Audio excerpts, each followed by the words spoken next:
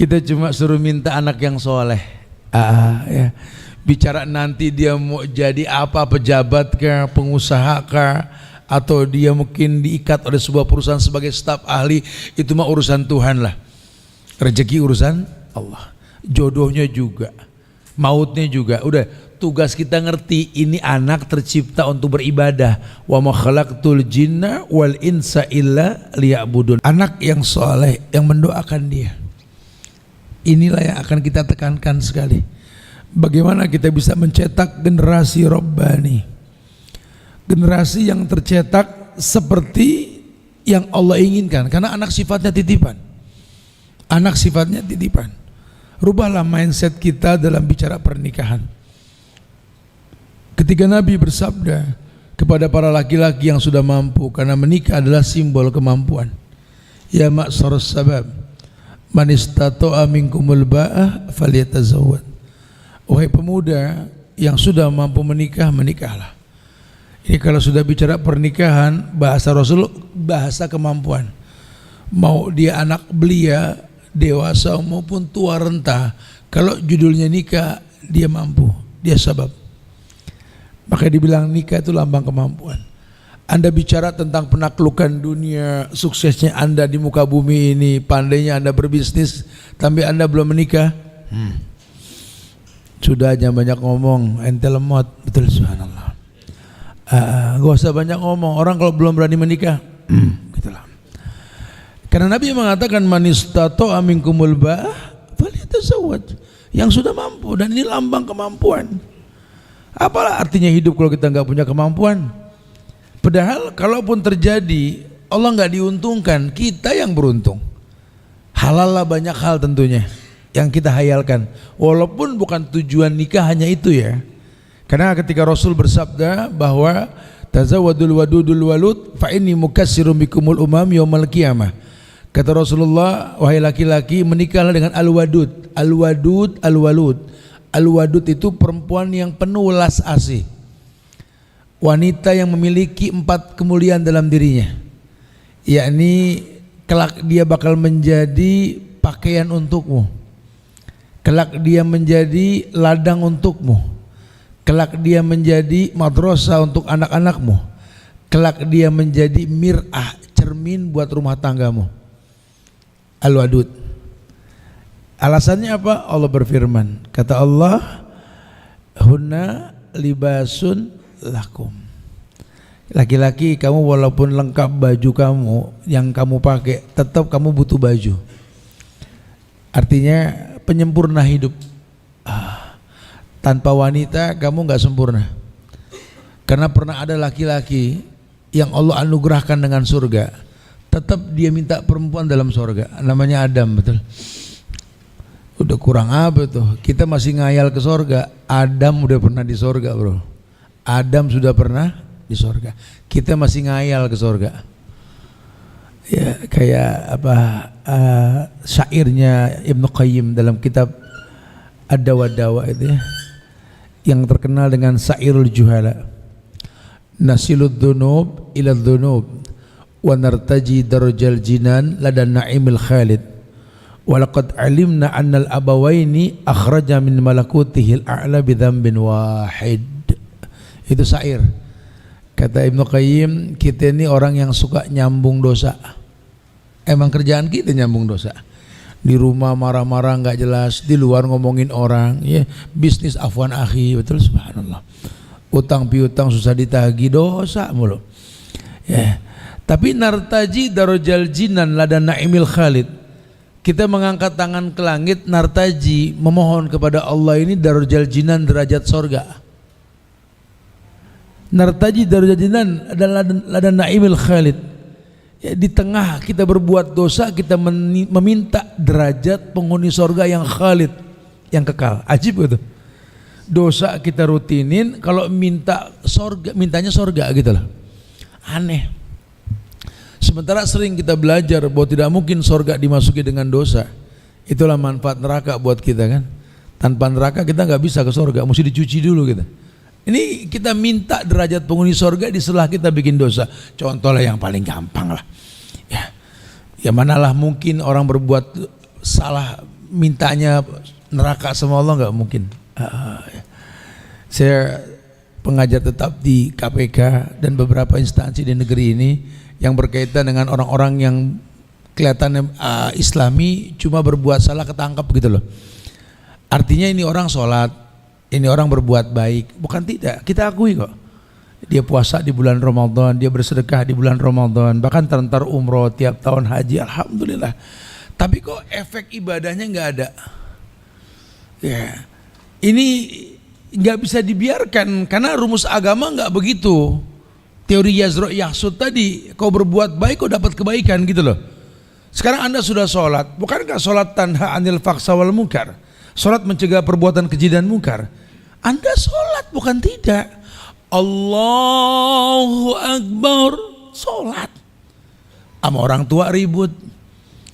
Allahu Akbar, sama mertua nggak akur. Allahu Akbar, sama tetangga nggak bisa deket. Allahu Akbar, punya hutang ditagih afwan akhi. Allahu Akbar, kau halalkan bom bunuh diri. Allahu Akbar, kau caci maki pemerintah, kau hujat dari pinggir jalan, mengatasnamakan jihad. Demo kok dibilang jihad? Lawang Nabi bilang syibabul muslim fusuk wa qitaluhu kufrun, mencaci maki orang Islam dari pinggir jalan fasik, membunuhnya kafir. Enggak main-main loh. Anda sholat, wallahi Anda sholat. Makanya turun ayat Al-Hujurat ayat 14 itu Allah mengatakan kullam tu'minu walakin kul aslamna. Ya katakan saja Muhammad, mereka memang belum beriman, baru tunduk patuh, baru sholat, baru zakat, baru umroh haji, baru berbuat baik, tapi belum beriman. Ternyata tidak semua orang Islam itu beriman.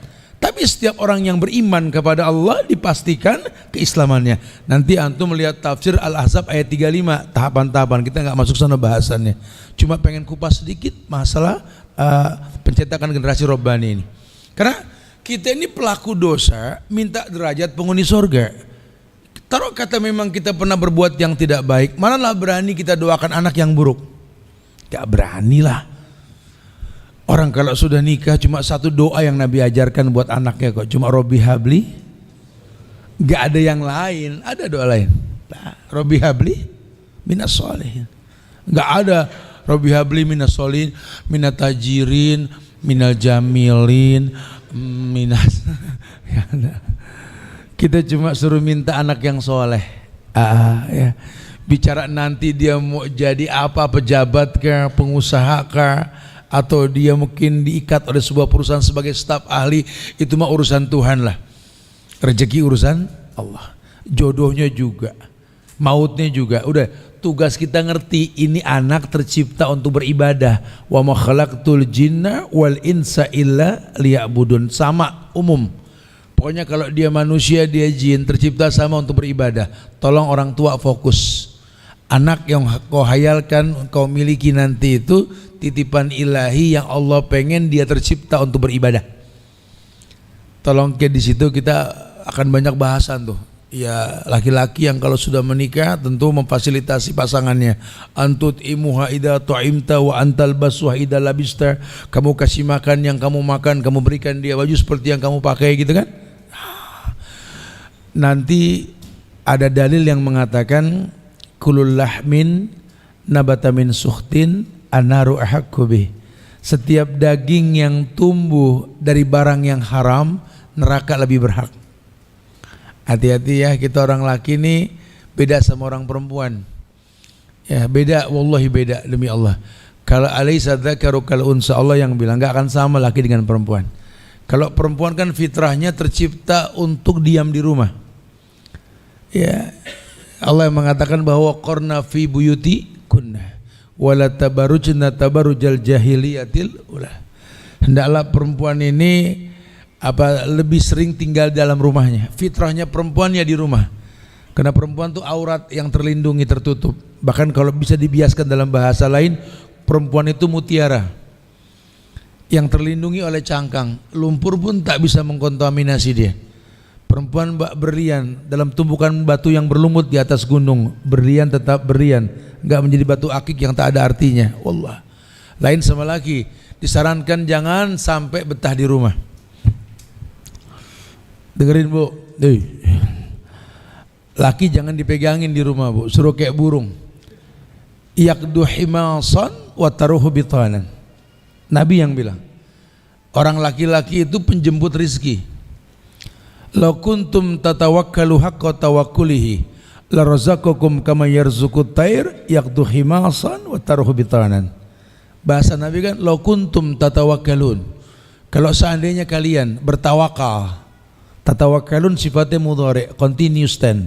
Sekarang, sedang dan selalu. Dulu, sekarang, sedang dan selalu. Ya, dimanapun kamu bertawakal kepada Allah. Laki-laki suruh bertawakal. Bagaimana laki-laki bisa bertawakal? Maju ayat lain yang mengatakan bahwa wa may yatawakkal 'alallah fahuwa hasbuh. Ternyata orang yang bertawakal yang dimaksud orang yang menjadikan Allah sebagai wali, penjamin. Siapa mereka? Orang yang beribadah. Perintah dalam agama di sini bahwa Allah perintahkan kita untuk bertakwa kepada Allah. Kalau kalian sudah bertakwa kepada Allah, kalian bisa bertawakal. Ittaqullah, bertakwalah kepada Allah. Kalau nanti kalian sudah bertakwa kepada Allah, yaj'al lahu makhrajan. Wa may yattaqillah yaj'al lahu makhrajan. Kita butuh makhrajan, Pak. Kita butuh solusi, Pak. Ini buat orang laki, ya. Kita butuh makhrajan, kita butuh solusi. Hidup kita ini perpindahan dari satu masalah ke masalah yang lain. Jangan dibilang hidup ini harus pandai-pandai menghindari masalah, bukan. Justru hidup ini memang di atas skenario Tuhan yang telah dibuat. Kita di atas masalah-masalah yang akan kita hadapi. Ya, takdir telah ditentukan. Kita kumpul sekarang di Majelis Ta'lim Miftahul Jannah di tempat ini bukan enggak sengaja, memang udah ditakdirkan sama Allah. Itu mesti kita yakinin. Innallaha qaddara maqadiral khalaiq qabla ayaluqas samawati wal ardi 50 alfa sanah. Allah telah takdirkan takdir manusia 50.000 sebelum tercipta langit dan bumi tahun. Ya, ditetapkan dalam kandungan ketika bayi berusia 4 bulan, ya, 40 hari yang ketiga. Yursalu alhil malak, diutus malaikat itu kan. Bikat birizki wa ajalihi wa amali sakin aw sa'idun. Artinya telah ditentukan, sudah. Antum jangan sok-sokan bikin lagi cara sendiri gitu loh. Sehingga sombong. Kalau ana enggak pinter, ana enggak bakal kaya, tat. Oh, Masya Allah. Oh, kalau ana enggak banting tulang, ana enggak workaholic, tat. Ana enggak sukses, tat. Prinsip ana kalau mau sukses ya harus banting tulang, tat. Makanya standar orang 8 jam kerja, ana 12 jam, tat. Oh. Akhi, jangan berteori seperti itu dalam agama ini. Ya, ketahuilah, tidak semua orang punya untung, punya rugi dalam bisnis. Tapi setiap orang punya rezeki. Tidak semua orang punya gaji, tapi setiap orang punya rezeki. Pikirkan itu. Usaha Anda yang 8 jam, 12 jam, sekian jam tadi, itu enggak menambah angka rezeki, karena rezeki telah ditentukan. Tapi membuat kualitas rezeki Anda lebih baik. Makanya saya sering lembur, tat, supaya dapat tambahan. Tapi kan Anda sakit. Nilai yang lebih tersebut hilang di rumah sakit, sama aja, enggak kesana, mindsetnya enggak kesana gitu loh. Sampai-sampai gara-gara Anda workaholic, banting tulang, mindset Anda harus betul-betul manjada wajada tadi dengan pemahaman yang salah, ya. Karena bukan kita enggak boleh manjada wajada. Kalau sampai semangat kita melupakan fitrah kita, ya salah. Ya Rob, sehebat apa sih usaha kamu sampai azan kamu enggak dengar? Sehebat apa kerjaan mengikat kamu sampai kamu masbuk terus? Sehebat apa bisnis kamu dengan teman kamu itu sampai kadang kamu enggak ke masjid untuk sholat loh. Allahu Akbar. Ini kan bahaya sekali. Jangan lupa kita pernah susah. Akui. Ayat sudah jadikan sebuah landasan bahwa alladzi anqadha zahrak wa rafa'na laka dzikra. Setiap orang merasakan ini. Masalah yang memberatkan pundakmu, masalahnya di depan mata yang pegel pundak, betul? Aduh, dia datang, ya Allah, pusing dia para anak deh. Orang di situ padahal gitu loh. Alladzi anqadha zahrak, betul? Wa rafa'na laka dzikra. Ku angkat masalahmu karena zikirmu. Ima zikir diterjemahkan sholat Anda kah? Atau memang Anda berdoa? Minta diangkat ini masalah. Atau mungkin Anda beristighfar. Karena istighfar menghilangkan masalah. Betul. Khalas ya akhi. Ya, Allah pengen Anda sadar, Anda tercipta untuk beribadah. Jangan berubah fungsi. Ada tujuan seperti itu. Adam diberikan sorga. Tapi tidak cukup ada meminta perempuan, karena hukum asal laki-laki ini butuh pendamping, ya. Tadi dikatakan bahwa dia butuh libas walaupun dia pakai baju. Dia butuh baju khusus. Perempuan yang akan menyempurnakan hidupnya, perempuan yang memang Allah ciptakan sebagai pendamping sahabat dalam hidupnya. Ya, dengan standar yang Islam tawarkan, kalau nanti kamu mau lihat perempuan, lihat yang pertama, tolong lihat 5 liha. Lihat hartanya. Bukan cari orang kaya, anak orang kaya. Bukan hari gini anak orang kaya nggak ada yang bisa masak, online semua, betul. Subhanallah. Nggak kesana maknanya gitu loh. Yang dibilang orang kaya di sini orang yang punya nilai, punya harga sebelum dia menikah. Perempuan yang punya aktivitas yang menguntungkan dirinya, dia survivor. Ya, dia bisa bertahan hidup. Dia betul-betul mutiara. Walaupun belum diikat, orang tahu nilainya mutiara. Dia berlian. Walaupun belum diikat, orang tahu nilainya berlian. Perempuan 5 liha. Cari perempuan yang seperti itu. Sehingga kalau nanti menikah, dia nggak bucin, nggak jadi budak cinta. Modal nangis ngambek, serumah bau ingus, minta tambahan bulanan gitu. Ya, modal-modal ngancem-ngancem ini itu, apalagi sekarang kan dikit-dikit tak virali gitu kan. Nah, antum punya masalah baru berarti kalau gitu.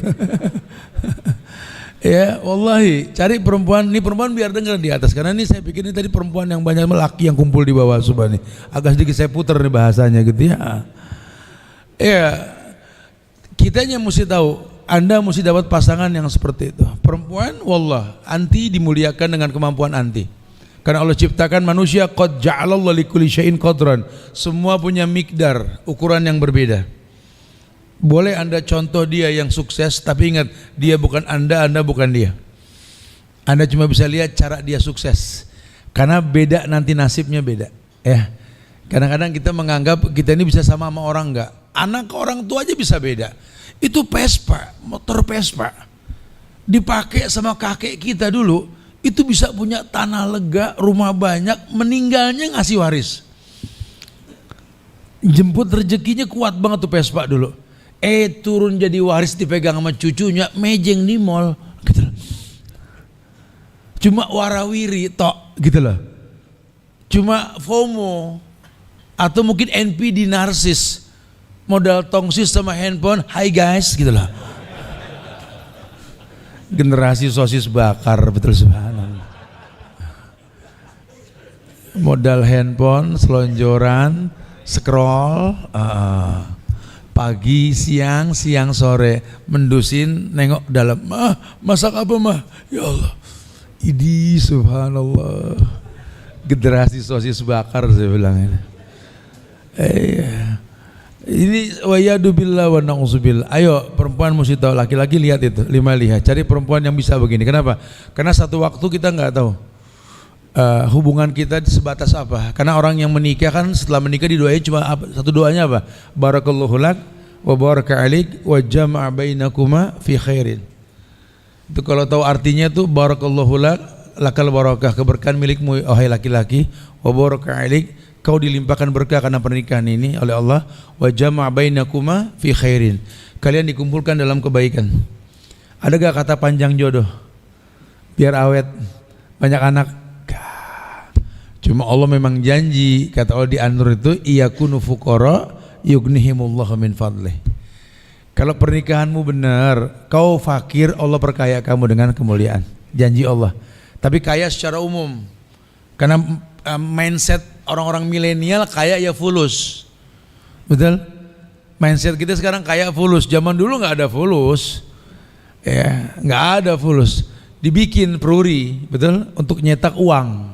Hari ini uang pun kita nggak pegang. Karena apa? Karena kita belanja nggak pakai uang sekarang. Kalau dulu Pangeran Diponegoro perang pakai kris, kita bayar pakai kris sekarang. Curious itu. Nyaris kita nggak megang uang sekarang loh. Dan saya ini kadang-kadang suka pegal juga kalau lagi nongkrong di kafe, dia nongkrong ya udah datang gitu. Saya di negara mana ini saya bilang. Karena harganya nggak pakai RP, pakai K, 20K, 30K saya kata. Lama-lama kita hilang status di negeri ini benar-benar nih ya. Sudahlah, intinya nggak bisa kita mindset kita mengatakan bahwa kaya itu uang. Ya Allah Ustaz, wallah Ustaz. Al-yawm kullu syai' bil fulus. Hari ini semua dengan uang Ustaz. Kullu syai' bil fulus. Ma fi fulus manfus. Subhanallah. Gimana sih? Segitu paniknya orang kalau nggak punya uang gitu loh. Ya sementara kita tinggal di negeri yang wallahi kit'ah minal jannah, potongan sorga ini. Saya ketemu satu riwayat dalam kitab Syekh Albani bab Al-Isra itu ya, Isra Mi'raj. Nabi itu kan waktu Isra Mi'raj ketemu sama Ibrahim. Nabi Ibrahim di langit yang ketujuh itu ya. Kemudian kata Ibrahim, akrimini ummataka salam ya Muhammad. Tolong kabarkan salamku pada umatmu wahai Muhammad. Wa akhbirhum annal jannata thayyibatu turab qian azmatul ma. Saya pas dengar tuh hadis, Allahu Akbar. Emang nih hadis diturunin bukan buat negeri kita. Asbab nuzulnya enggak itu. Cuma ini nyindir banget gitu loh. Ya Muhammad, akriminni ummataka salam. Muhammad, kabarkan kepada umatmu salam dariku, kata Ibrahim. Abul Anbiya salam sama kita, kata beliau. Wa akhbirhum, kabarkan kepada mereka, annal jannah, sesungguhnya sorga, thayyibatu turab, tanahnya subur, qian, datar, azmatul ma, airnya bisa diminum. Indonesia banget bro. Indonesia benar-benar negeri yang subur, gampang diolah buminya, betul? Airnya bisa diminum langsung. Antum ke Singapura nggak ada tanah yang keluar air, kalau nggak air yang disublim lagi. Di negeri Arab juga sama, air laut yang diproses, betul? Di negeri kita asal mau wallah. Makanya saya bilang ini generasi kita generasi remeng ini. Lawang tanahnya subur kok jadi Silverman gitu loh. Negerinya subur kok ngamen gitu loh. Negerinya subur kok malah nggak dikelola gitu. Malah disemen, dipelur. Bahkan lucunya lagi malah belanja dari luar negeri. Masalah apa yang bisa ditanam di negeri ini, Allahu Akbar. Ini kita nggak jelas ini. Tersindirlah perkataan ulama dulu bahwa kita ini seperti ayam mati di lumbung. Bukan nggak punya makanan, cuma nggak bisa ngolah padi jadi beras untuk dimasak. Itu masalahnya. Kalian seperti ayam mati di lumbung ini. Generasi ini seperti ini. Makanya kita butuh pasangan yang betul-betul punya talent. Mana kita tahu kalau orang-orang ulama Yaman suka mengatakan ya rajul al-waladil khal. Laki-laki ingat ya, jangan sembarangan kawin. Heran, enggak boleh ngeliat yang cakep dikit pengen nyengget aja ente. Perempuan kayak rambutan stangkle tat, numbu bareng mirahnya enggak sama tat. Tiap mirah diambil Allah, enggak kayak gitu akhi ya. Ingat al-waladil khal. Anakmu nanti tergantung iparmu. Loh kok ipar Ustaz? Lah ya iya. Sekarang kalau istrimu hamil, kamu meninggal, anak kamu lahir di tangan siapa? Ya iparmu yang ngasih nafkah. Sampai 12 tahun, betul?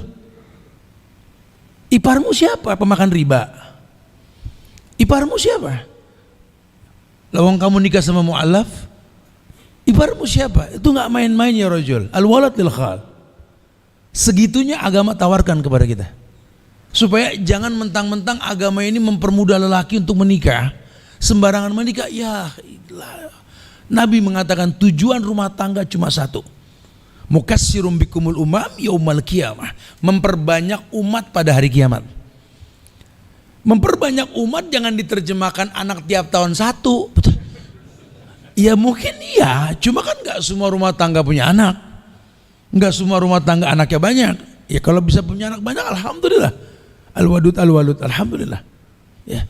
Cuma kan bukan sana, tapi lebih kepada lelaki yang menikah ini bisa gak jadi suami yang baik? Perempuan menikah bisa gak jadi istri yang baik?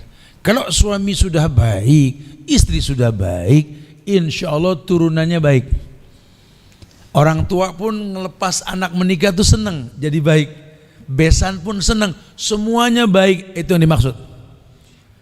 Target rumah tangga seperti itu. Makanya nanti lelaki memilih dengan ilmu, perempuan dipilih dengan syarat. Kamu harus pandai memilih, wahai laki-laki. Yang kedua, pilihlah calon istrimu itu disuruh melihat perempuan ini. Yang kedua, lihat sabiha, nasab. Iya, qadarullah Ustaz, kalau nasab memang saya non muslim Ustaz. Sehingga saya agak bingung ke depan. Gak usah bingung, sahabiat Nabi juga banyak yang nasabnya jahiliyah. Tapi tetap dia bisa bikin nasab dalam dirinya dengan kata apa? Aku boleh tidak bangga dengan turunan, tapi kan ku bikin bangga anak dan cucuku bernasab denganku. Bagus ya. Sehingga orang mulia dengan 3 cara. Yang pertama, punya nasab yang baik. Oke. Yang kedua, nuntut ilmu. Insyaallah, qul hal yastawil ladina ya'lamuna wal ladina la ya'lamun, innama yatadzakkaru ulul albab. Ini yang membuat kita beda dengan menuntut ilmu. Dan yang ketiga, circle, pergaulan. Almar'u ala dini khalili, orang tergantung agama temannya. Kita bisa baik dengan 3 itu, nasab, nuntut ilmu, atau pergaulan. Insya Allah kita jadi yang baik. Taib, maka carilah perempuan yang memang nasabnya bagus. Ya jangankan manusia, lawang ini ada yang main perkutut gak di sini? Perkutut saja dilihat nasabnya betul. Kalau nasabnya kepada yang tekungnya 7 kali ini, insya Allah turunannya dapat yang kayak gitulah. Binatang saja dilihat dari nasabnya, apalagi manusia. Nasab nggak main-main. Makanya dulu kenapa orang Arab susah dinikahi sama non Arab? Karena mereka pegang nasab. Kita kalau nama kita nih ke atas mesti tahu. Muhammad, nama saya Muhammad, orang panggil saya Subhan. Muhammad bin Umar bin Abu Bakar bin Abdurrahman bin Umar bin Abdullah. Jadi ada berapa nama ke atas ini yang mesti kita hafal. Masya Allah. Ya kalau di Indonesia kan kadang-kadang kamu anak siapa? Anak Fulan bin wallahu alam itu. Itu yang nasab itu yang diragukan. Jadi remeng nggak tahu. Perlu antum kenal nasab supaya antum tahu apa yang antum rasakan hari ini. Mungkin memang ada darah yang pernah di badan antum seperti itu, sehingga mengislahnya gampang. Walaupun tetap kita nggak boleh berbangga-bangga dengan nasab, ya tetap bahasanya begitu, ya. Sehingga kita paham, oh anak begini karena anak punya kakek gini-gini. Oh ini ada satu anak kok beda warna ya. Oh ternyata kakeknya begini-gini gitu loh. Itu nasab boleh. Tapi kalau nasab memang dia nggak terlalu juga, nggak ada masalah lah. Baru li jamaliha, baru bicara cantik. Ternyata ibu-ibu, cantik itu yang ketiga. Karena kalau bicara cantik, Nabi nggak nikah sama Khadijah. Khadijah perempuan sederhana, bahkan lebih tua dari Rasul, beda 15 tahun. Nggak main-main loh. Dia janda 2 kali. Rasul suami yang ketiga. Apa nggak ada gadis saat itu yang cantik? Sementara dalam sejarah dikatakan bahwa salah satu kelebihan Nabi, lelaki tampan di zamannya. Sulaiman kaya, Yusuf tampan.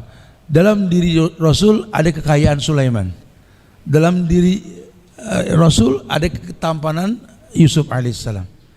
Kok dia nikah sama janda 2 kali yang sudah punya anak lagi? Nabi suami yang ketiga. Kebayang tidak? Itu kalau kejadiannya November 2025, ramai itu. Ya Allah Muhammad, kenapa sama dia gitu.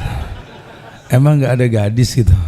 Ya kan standar kita kan gitu, suka jadi komentator ya, senang mengomentari sesuatu yang kita gak tahu. Ya padahal dunia ini diperintahkan sama Allah untuk bermain, bukan berkomentar. Al-Hadid ayat 20, i'lamu annamal hayatud dunya laibun. Ketahuilah dengan ilmu ya, bahwa dunia ini permainan. Allah perintahkan kita berilmu, bermain. Jangan jadi komentator. Hari gini semua orang mau komentari orang, tapi nggak pandai bermain. Salah. Berilmulah sebelum bermain. Ya, dunia ini permainan yang nggak lama, tidak lama. Nah, lihat cantiknya. Karena kita mesti tahu perempuan memang mesti cantik. Karena kita pulang ke rumah, ya ada tempat peristirahatan yang nyaman. Biarlah dia berkata baiti jannati, rumahku surgaku. Itu perkataan perempuan, bukan laki-laki. Laki-laki nggak pernah berkata baiti jannati. Itu Aisyah yang bilang begitu. Rasul nggak pernah ngomong baiti jannati. Ya, jadi Aisyah bikin perempuan di rumah kita bilang seperti itu. Lawang kita jarang di rumah, ngapain kita repot bikin menurut kita, menurut istri. Kamu pengen apa? Saya bikinin. Betah di rumah. Waqarna fi buyutikunna. Fitrah kamu perempuan di rumah, bukan di luar. Kalau kamu lebih sering keluar, kamu keluar dari fitrah kamu. Tegas. Karena nggak ada alasan kamu nggak betah. Nggak ada alasan. Sudah saya bawa ke dalam rumah semua alam yang indah ini. Kamu butuh taman yang indah, tak masuki taman yang indah, bikin landscape, betul? Kamu butuh apa? Air terjun, saya bawa tuh gerojokan air terjun di pojokan itu. Kamu butuh apa? Saya bawa semua, buah-buahan saya bawa. Nggak ada alasan sudah. Nggak ada alasan sudah kamu suka keluar, karena semua sudah ada. Nah, perempuan yang mengerti bahwa rumah adalah tempat yang terbaik buat dia, sampai dia berkata baiti jannati, walaupun yang ngomong itu Aisyah di rumah yang tidak seperti rumah ibu-ibunya gitu loh. Karena kan rumah Aisyah dulu kan cuma bangunan sederhana berukuran 4x6 4x8 kurang lebih ya. Lantainya pun pasir gurun yang dipadatkan, dindingnya pun bata dengan lumpur dan kapur, gentengnya pun pelepah korma yang dirajut ya. Hari ketiga Nabi wafat, kata Urwah, aku melihat ada segenggam gandum dalam dapurnya, sederhana sekali. Nabi membuat sederhana keluarganya, walaupun beliau orang yang kaya. Ya gimana nggak kaya, lawang ghanimah milik Rasul. Kapan Nabi pernah kalah perang? Kaya, cuma qasdu. Beliau tahu fitnah umatnya ini harta tahta wanita. Beliau ajarkan qasdu, al-qasdu fil fakri wal ghina. Qasdu itu sederhana, kaya enggak mentereng, miskin enggak kelihatan. Qasdu. Ya, al-qasdu fil fakri wal ghina. Nabi ajarkan seperti itu. Masya Allah. Lihat kecantikannya. Baru keempat, fazfar bidati din taribat yadak. Baru kau lihat perempuan yang keempat, lihat agamanya. Karena kalau kamu sudah dapat agama perempuan, wallah, itu kayak naik sepeda lepas tangan kamu. Ngimbang nih sepeda ini. Fasbar bidatidin taribat yadak. Senang gitu loh. Taribat yadak, senang sekali. Nah, ya kenapa agama yang keempat, Ustadz? Ya ulama mengatakan karena dari dulu juga suamilah yang menjadi suami seorang perempuan dan menjadi guru untuknya. Jadi kalau kamu nggak menemukan kemampuan dia dalam mencari nafkah, kamu nggak melihat nasabnya, kamu nggak melihat kecantikannya, cuma kamu suka. Ya kadang-kadang rasa suka ini nggak ngerti kita. Orang bilang kok bisa suka sama yang kayak gini, nggak tahu emang suka. Ya, kita suka lihat ya, lakinya ganteng, perempuannya Allahu Akbar. Perempuannya cantik, lakinya innalillah gitu ya. Ya susah, Allah yang atur kok. Ya, tapi kan targetnya apa? Dia bisa menjadi suami, dia bisa menjadi guru. Pak, dari zaman Rasul, zaman tabi'in, zaman tabi'ut tabi'in, ya, wallahi sampai tahun 2000-an aja sebelum dakwah salaf ini berkembang di Indonesia. Saya masih ingat di tahun 2000-an tuh orang sudah bilang, Ustadz, tolong dong bikinkan majelis buat perempuan, Ustadz. Di mana-mana laki, perempuan nggak punya majelis dulu loh. Sekarang kebalik, Pak. Di mana majelis taklim isinya ibu-ibu? Bapak-bapaknya ke dunia mengikat dia, mau bilang apa? Kita tersetting oleh kondisi negeri yang mau nggak mau berangkat pagi bareng tukang sayur, pulang malam bareng kampret, betul? Kita mesti kerja, betul gak sih ya? Kita mesti kerja kan, berangkat pagi pulang sore maksudnya gitu kan? Nah, sehingga kita nggak punya waktu kecuali di waktu libur.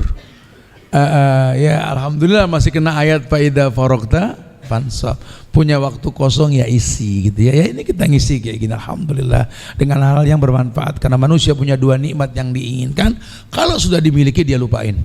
As-siha wal faraq, waktu sehat, waktu kosong, kalau punya manfaatin. Taib ya.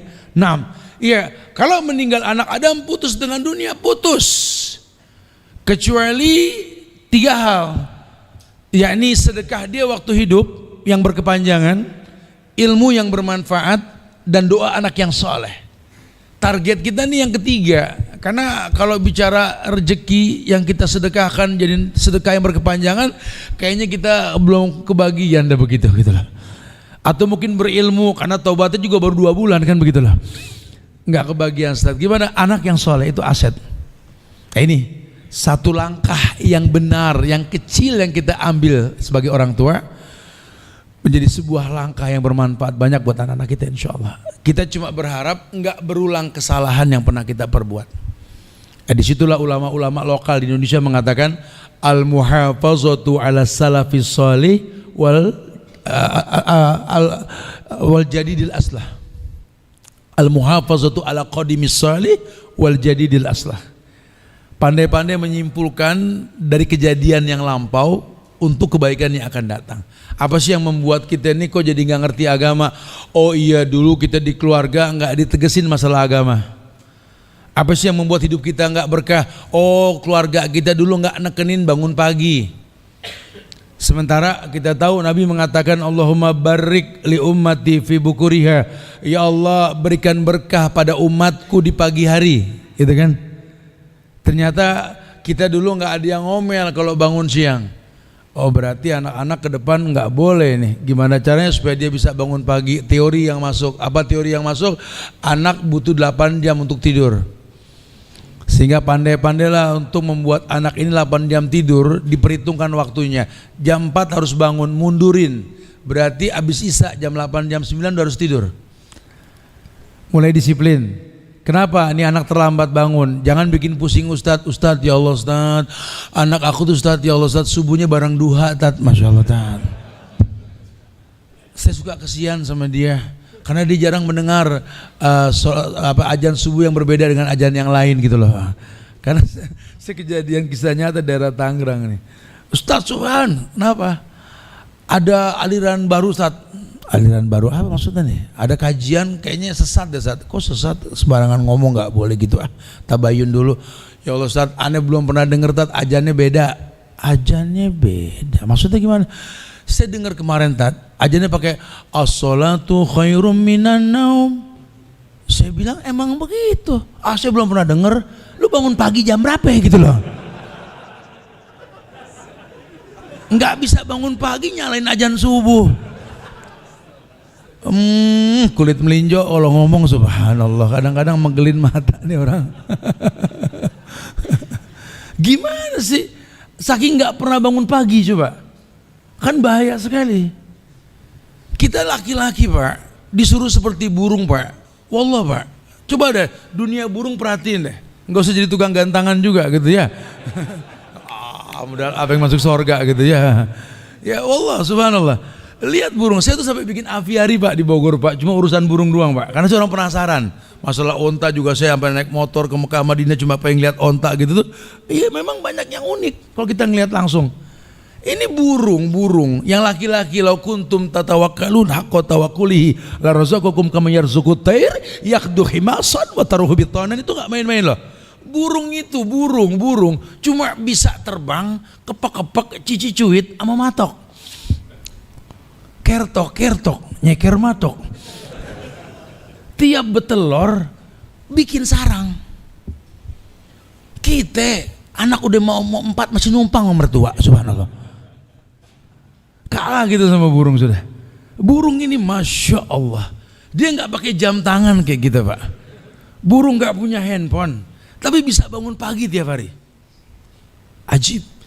Biar kata tuh burung digangguin malam sama orang, karena kan banyak penangkap burung itu kan malam.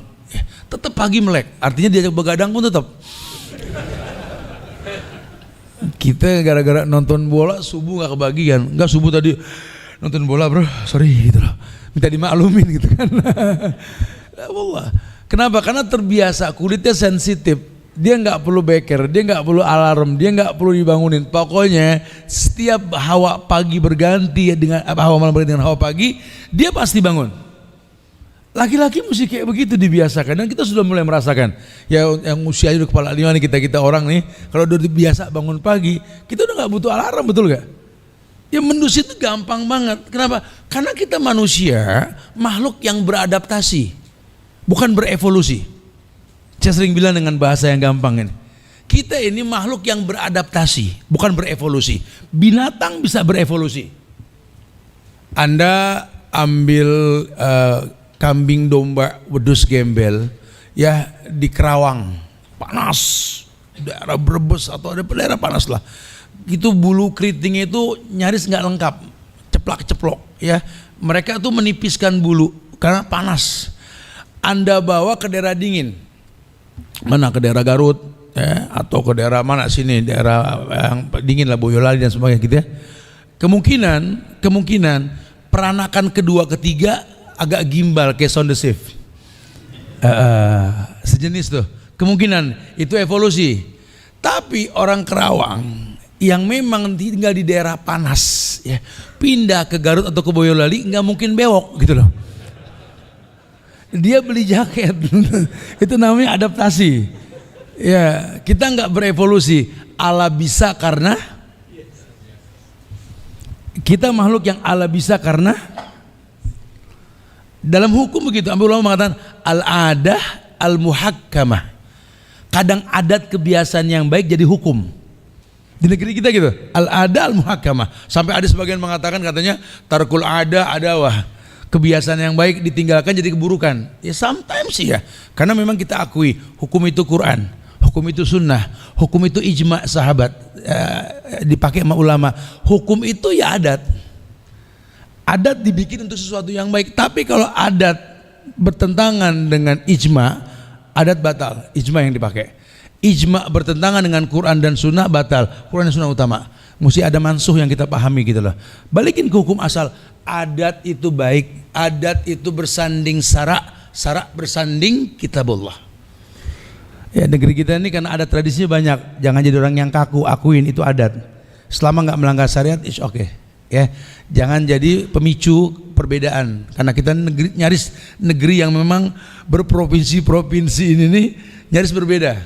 Ya, bijaklah memahami hal tersebut, gitu ya. Wallahu a'lam bishawab. Naam, taib. Jelas. Tugas kita pengen punya anak yang soleh. Anak yang soleh nggak mungkin tumbuh kecuali dengan cara yang soleh. Ya, kita minta sama Allah, Rabbi habli minas solihin. Kalau cuma sekedar minta nggak tahu sebab ya nggak bisa. Kamu mesti nikah sama perempuan yang baik. Wadud tadi, perempuan yang penuh welas asih. Al-wadud di dalamnya ada 4 tadi. Dia jadi libas, baju buat kamu. Dia menjadi harsun, nisaukum harthulakum, ladang buat kamu. Dia menjadi madrasah buat anak-anak kamu. Al-ummu madrasatul ula. Atau dia menjadi mir'ah cermin. Azan dulu kali ya biar nyamannya. Fadhil, kebanyakan azan. Nah.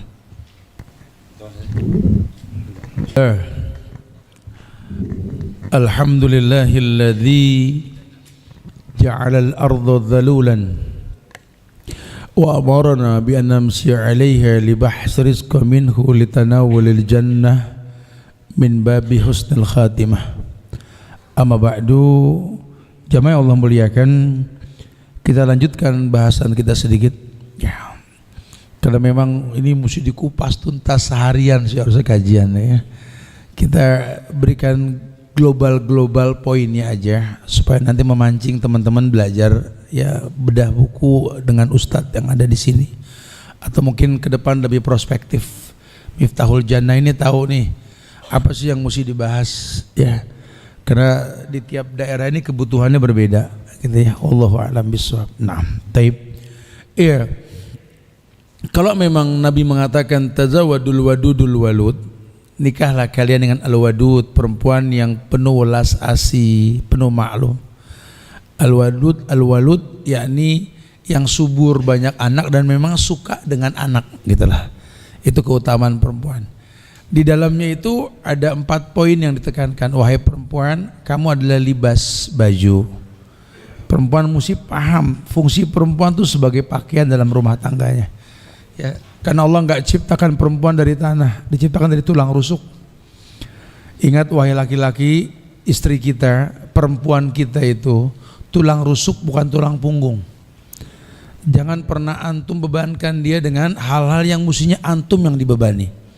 Ingat, tidak akan pernah mampu tulang rusuk menjadi tulang punggung. Tapi wallahi tulang rusuk itu melindungi organ bagian dada. Sehingga kadang-kadang kita perhatiin kalau anak kita punya masalah di sekolah, yang maju itu ibunya bukan kita. Tulang rusuk sifat melindungi, walaupun ketika nanti ada masalah, Pak maju gitu loh, ujungnya bapak lagi. Tapi itulah tulang punggung, mau bilang apa ya. Makanya jangan bangga kalau antum punya istri ini kerja ya, harusnya enggak ya, kecuali kalau memang qadarullah masa'afa'ala. Karena perempuan itu Pak, hidupnya kan seperti lingkaran Pak. lingkaran. Ketika dia menikah, setengah agamanya selesai. Apa? Ditanggung dosanya sama suami. Betul? Makanya orang kalau mau nikah dibilang lambang kemampuan tingkat tinggi itu apa? Konsekuensi Anda menikah, Anda nanggung dosa perempuan. Jangan sok-sok pengen nikah-nikah lagi, berapa perempuan yang mau ditanggung dosanya gitu loh. Satu aja ente keteter, betul, subhanallah. Ya buat yang mampu silakan manis tatoa ya. Buat yang nggak mampu jangan coba-coba, karena konsekuensi menikah itu adalah menanggung dosa. Taib, lingkaran setengahnya sudah selesai itu. Perempuan nikah, wallahi beruntung banget, ditanggung dosa kalian. Tinggal setengahnya lagi. Setengahnya itu dibagi dua. Bagian pertama itu nafkah lahir batin kalian dapat. Dengan menikah kalian tidak perlu lagi kerja, tidak ada kewajiban kerja. Bukan berarti nggak boleh kerja. Kerja sifatnya mubah, halal, tidak sunnah, tidak wajib. Kenapa? Karena laki-laki yang bekerja. Laki-laki tulang punggung siap banting tulang. Kerjanya laki-laki juga nggak menambah angka rezeki, tapi kualitas. Sudah kita bahas di awal tadi. Tat, kalau Anda nggak sungguh-sungguh, Tat, Anda nggak dapat nilai lebih, Tat. Salah sekali pemahaman seperti itu. Itu ujung-ujungnya nanti antum tuh sekuler, bisa jadi liberal gitu loh. Karena Anda menganggap masa depan di tangan Anda, menurut Anda, itu nggak boleh. Kita orang Islam berkeyakinan bahwa takdir telah ditentukan. Adapun kalau kita nge-fight banting tulang untuk urusan keluarga kita, karakter anak kita beda. Laki-laki jangan takut lelah. Laki-laki memang mesti lelah. Laki-laki itu berkeringat, berteman dengan debu, berteman dengan terik matahari. Kita bilang sama keluarga kita, sudah kalian gak usah tahu kita ini menangis di luar. Kita juga sosok makhluk yang menghayalkan bisa memeluk anak. Wallahi, kami laki-laki pengen seperti itu. Jangan dibilang kamu enak di luar bebas, salah. Kami sedih di luar, kami menangis. Kami pergi karena tanggung jawab, kami pulang karena cinta. Kalian gak usah takut, sudah tenang. Apa yang kalian butuhkan tinggal bilang, kami yang nge-fight di luar. Demi Allah. Laki-laki begitu. Laki-laki nggak banyak bicara. Totonya mati. Laki-laki nggak banyak berkeluh kesah. Makanya saya paling benci kalau sama laki-laki tuh gonta-ganti status WA, IG. Semua dimasukin status. Urusan-urusan kerental-kerentil tuh ya Rabb subhanallah. Ngapain sih gitu loh ya, pegel saya ngeliat itu. Kalau segera mau olahraga aja OTW gor gitu loh. Mau umroh gitu sampai di airport, perjalanan menuju rumah Tuhan ya Allah subhanallah. Heran saya tuh, heran tuh. Semua dimasukin status ya. Ngeliat anak pertamaku sedang mendekat kepadaku. Aduh subhanallah, saya bilang aduh, laki-laki tuh nggak disibukin sama begituan. Apalagi mengomentari status orang, suruh pakai androk motif kembang tuh laki gitu loh. Udah, tugas kita bukan buat begituan, bukan. Tugas kita nih untuk nge-fight agar membentuk karakter rezeki yang kita berikan ke anak kita. Kita nggak nge-fight juga, rezeki mah datang. Wa ma min dabatin fil ardi illa 'alallahi rizquha. Rezeki ya Allah yang ngatur. Jangan bilang kalau saya nggak banting tulang nggak dapat, salah. Salah. Wajar lah kalau anak Pak Tani banyak jadi orang hebat. Karena keringat dia keluar tiap hari dan rutin seperti itu. Anak pejabat yang di balik dinding yang ber-AC tersebut malah fatal, jarang jadi orang gitu. Ya karena nge-fightnya tadi, laki-laki mesti begitu. Laki-laki harus banting tulang. Wallahi, yakdu himason wa taruhu bitanan. Ya, dia mesti betul-betul paham itu gitu lah. Sehingga nanti ketika dia menikah dengan perempuan yang dia pikir memang dia butuh baju dalam hidup, yang menyiapkan maklum. Sehingga laki-laki ya memang yang mesti menerima takdir. Kita yang banting tulang loh Pak, berangkat pagi pulang sore tadi Pak. Ya, tetap aja sendal banyakan bini, sepatu banyakan bini, betul. Kita yang banting tulang loh Pak. Berangkat pagi bareng kang sayur tadi, pulang malam bareng kampret tadi, tiap hari gitu. Kita cuma butuh sebatang sabun, satu odol, sikat gigi, betul. Dia tuh botolnya banyak di kamar mandi, betul. Karena fitrahnya perempuan. Ya, antum jangan salahkan, antum harus siap untuk itu buat perempuan.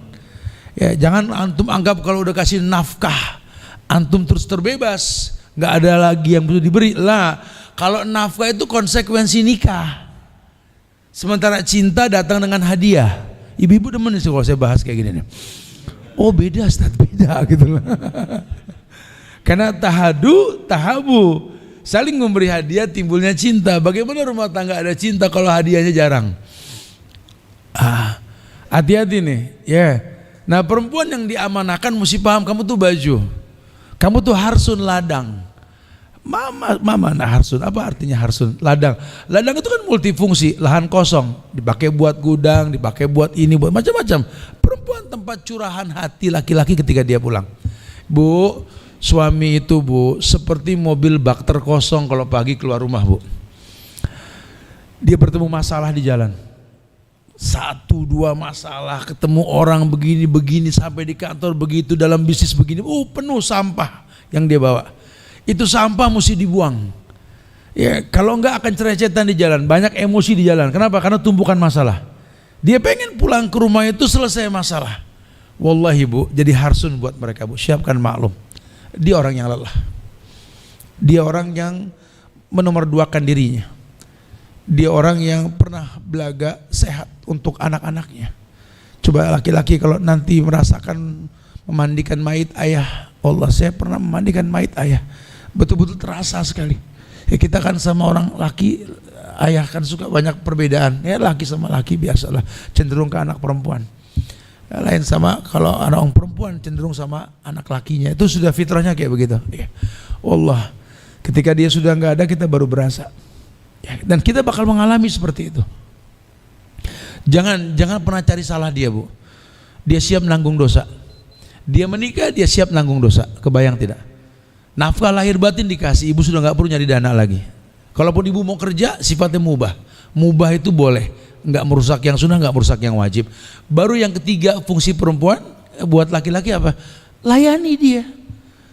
Itu bagian kecil, bulat, setengah ditanggung dosa, setengah lagi nafkah lahir batin. Yang sedikit itu tolong layani dia bu. Itu saja sudah. Itu pun kalau dia pulang. Kalau enggak ibu main handphone lagi. Betul. Enteng sekali hidup itu. Enteng sekali hidup ibu tuh enteng. Wallahi enteng sekali bu.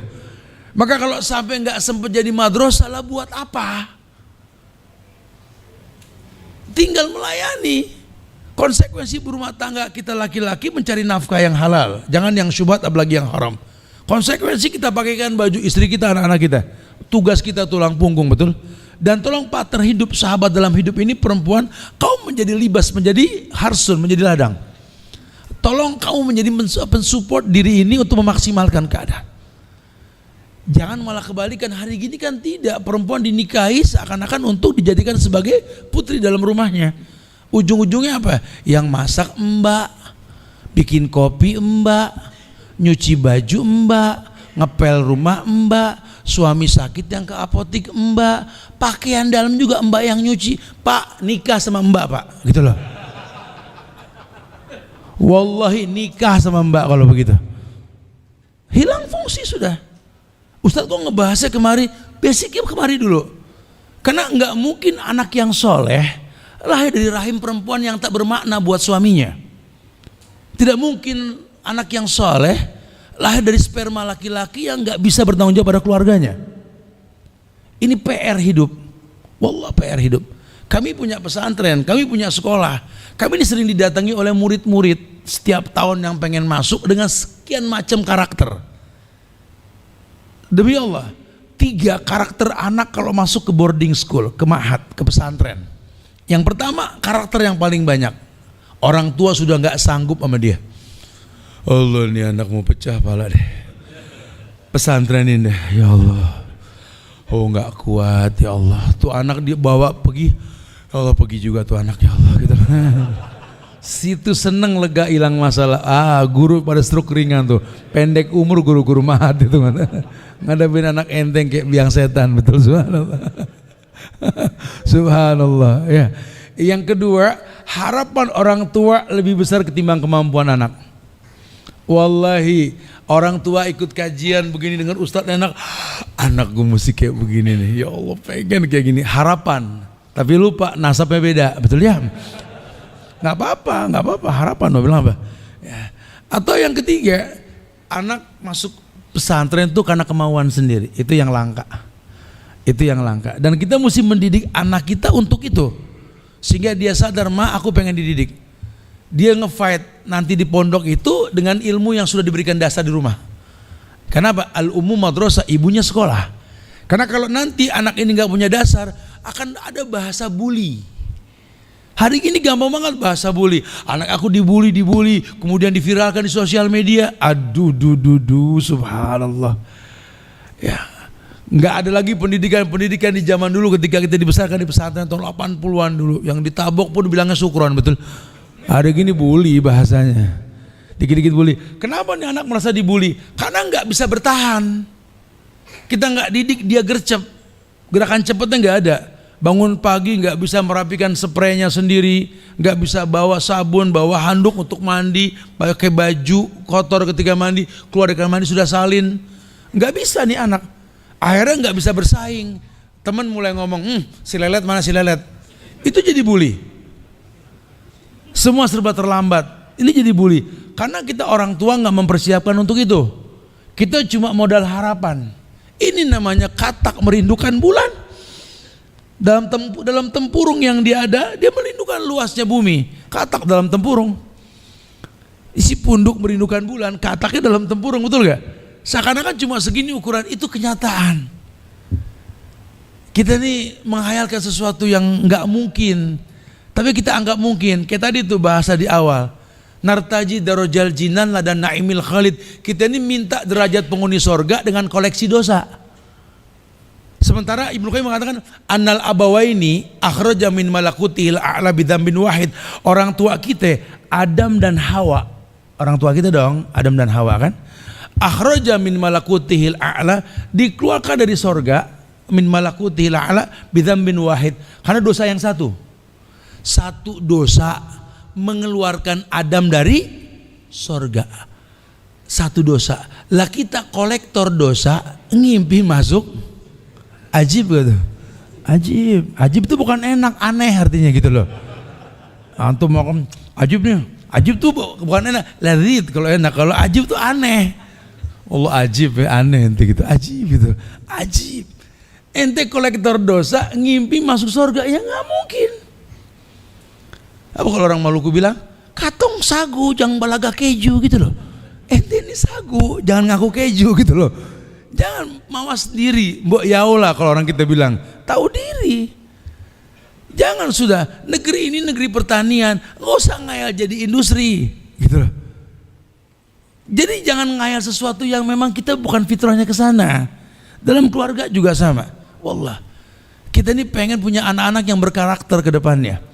Langkah yang mesti kita ambil dengan tegas. Apa yang mesti diambil? Ya Rob, ini kita nggak mungkin, ada banyak buku yang mesti dibahas, cuman waktu ya, saya poinkan langsung gini deh, kita sepakat, Nabi pernah mengatakan begini, kata Nabi, ma ya'ish minkum ba'di fasayara ikhtilafan katsiran, alaikum bisunnati wa sunnatil khulafa'ir al-mahdiyyin, addu alaikum bin nawajis. Oke. Yang hidup setelahku nanti, kata Nabi, akan melihat perbedaan.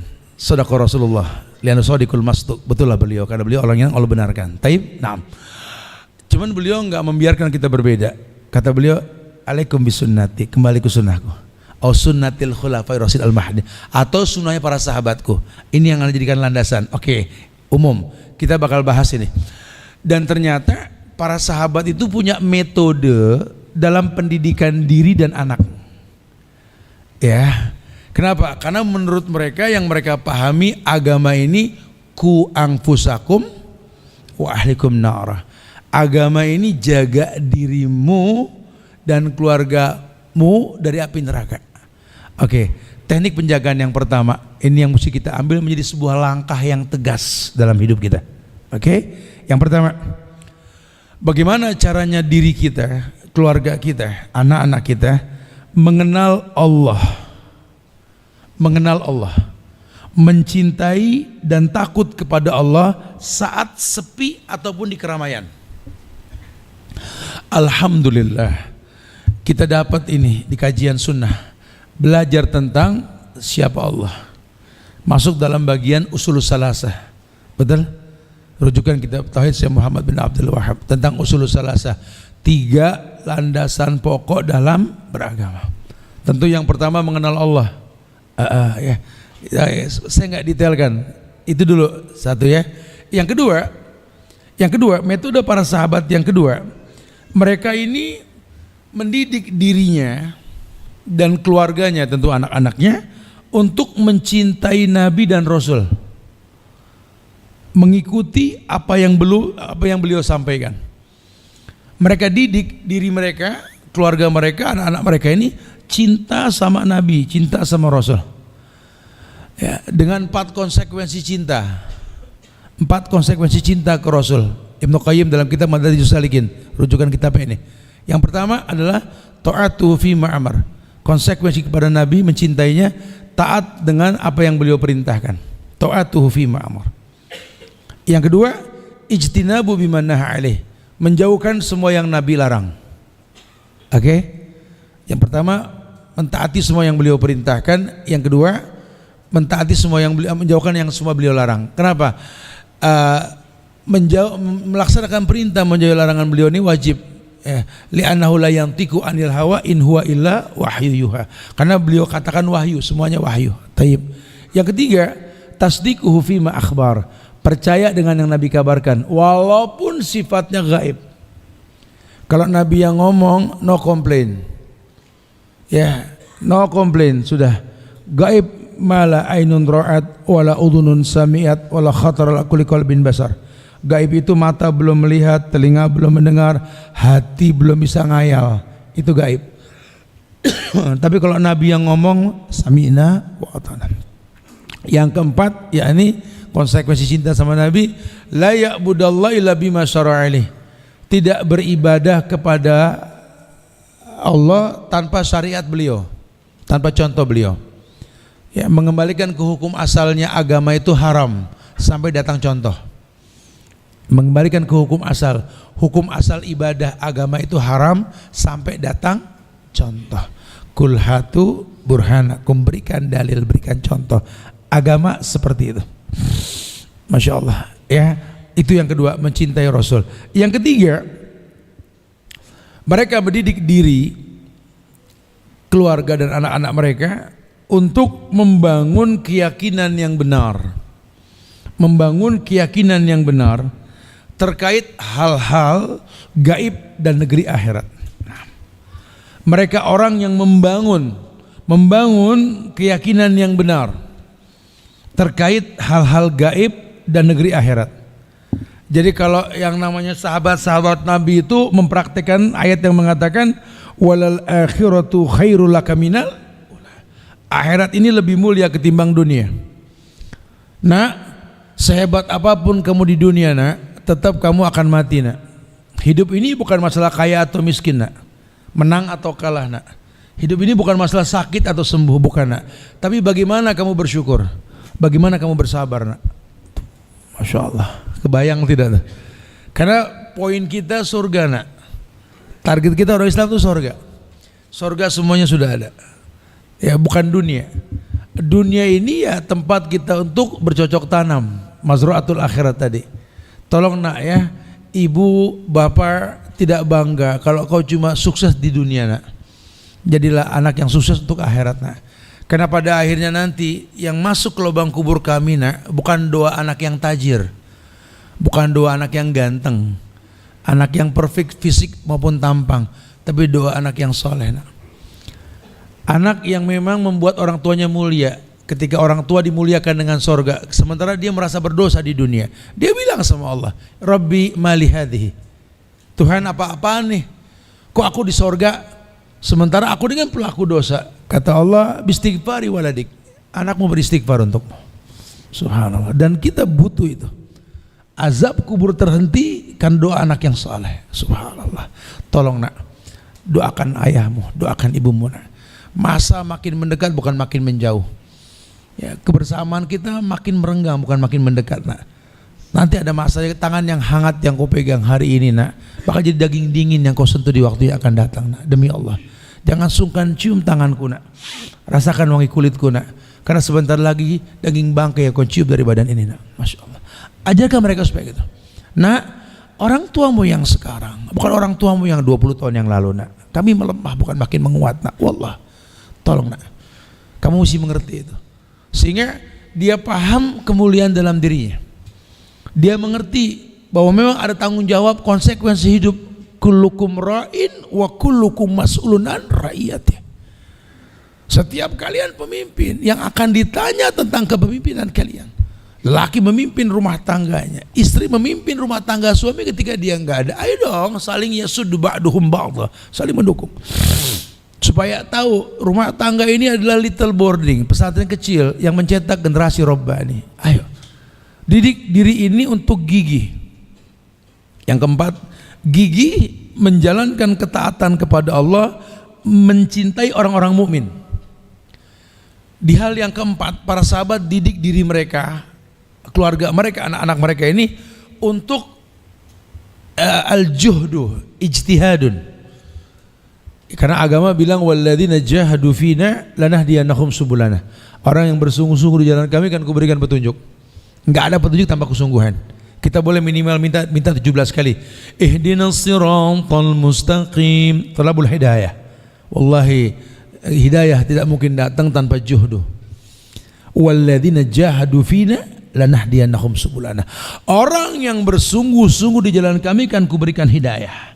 Ayo nak, gigih jalankan ketaatan kepada Allah. Bagaimana bisa gigih dalam ketaatan? Karena dia kenal Allah, dia kenal Nabi Muhammad, dia kenal Islam, usul salasa. Dan ini diulang-ulang di semua kajian. Wallahi diulang-ulang. Saya duduk di majelis Syekh Shalih Suhaimi di Madinah. Ini saya bicara, ini para masyaikh pun duduk. Ini yang saya bicarakan kita sudah hafal. Kadang bisa ngikutin gerakan mulut beliau karena hafalnya dalil. Kenapa mesti diulang-ulang? Karena kita manusia tempatnya lupa. Dan mengulang itu wajib. Mulazamah itu wajib. Karena kalau tidak nanti kita akan lupa. Manusia tempatnya lupa. Kebayang tidak? Subhanallah. Membuat sebuah rutinitas yang memang baik. Kenapa? Kita makhluk yang beradaptasi tadi. Jadikan sebuah rutinitas yang baik. Kayak di sini nih, Majelis Taklim Miftahul Jannah, rutinin kajian. Kajian-kajian memang yang bertahap, yang memang dibutuhkan. Karena kita butuh agama seperti itu. Masya Allah. Taib, gigih menjalankan ketaatan kepada Allah, mencintai orang yang beriman. Kemudian yang banyak, saya cuma bisa sampai 5 kali, kita mesti berdialog ya. Yang kelima, para sahabat itu mendidik diri mereka, keluarga mereka ini untuk menjauhkan kesyirikan. Menjauhkan kesyirikan dan kemaksiatan. Kenapa? Karena Allah bilang, wa malizzalimina min ansar. Tidak akan pernah ada penolong buat orang yang berbuat syirik. Wa malizzalimina min ansar. Jadi zalim di sini inna syirka la zulmun azim. Itu dosa paling besar ya, syirik. Kemaksiatan di bawah syirik. Cuma ada kemaksiatan yang dirutinkan jadi sesuatu yang besar. Kayak syirik kecil ya. Syirik kecil itu kan kayak kita ria, sum'ah, ujub, itu kan syirik kecil. Hari gini kan banyak di sosial media kita kan FOMO. Kita ria, nayangin semua yang kita punya. Kita sum'ah, bikin tayangan pengen didengar. Kita ujub, kadang-kadang takjub dengan diri sendiri, sampai bikin cari handphone yang filternya bagus. Cuma pengen ujub, lupa kalau kita sudah pewat nggak kencang lagi tuh pipi, betul?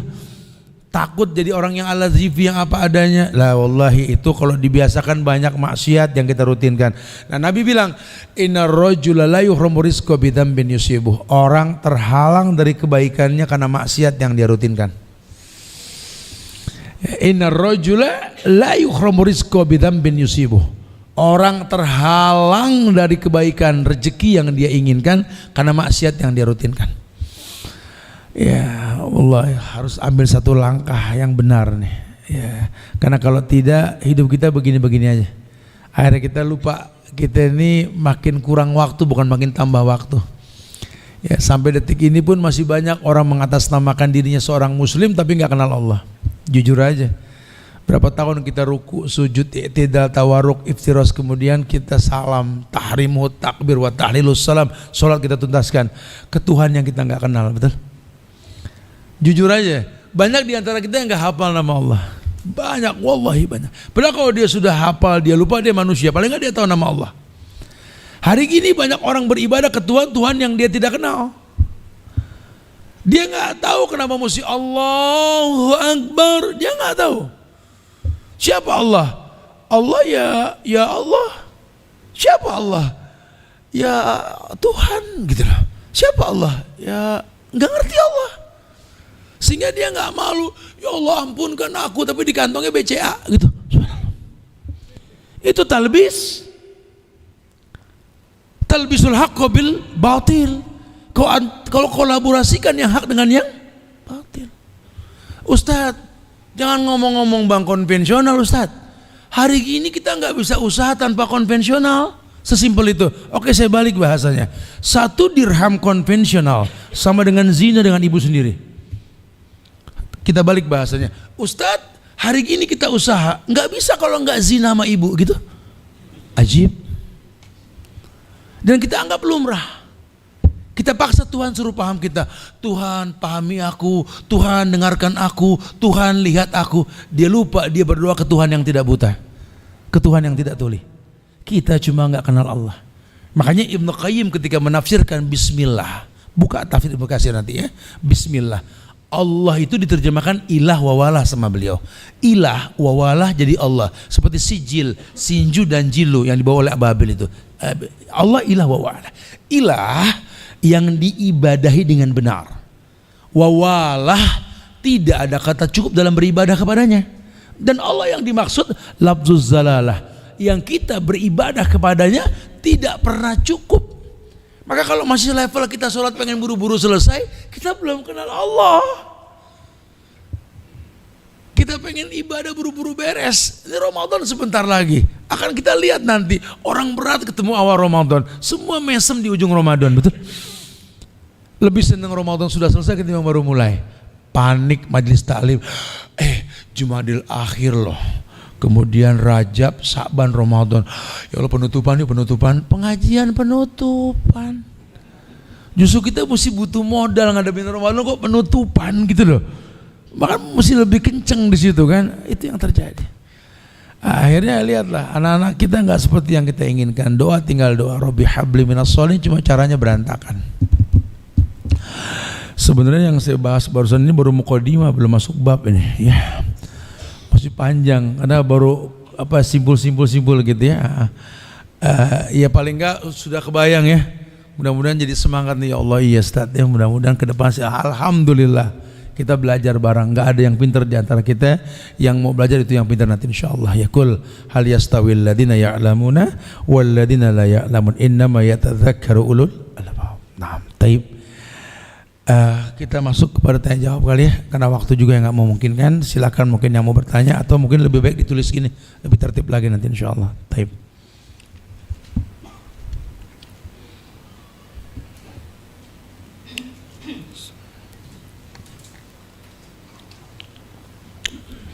Bismillah.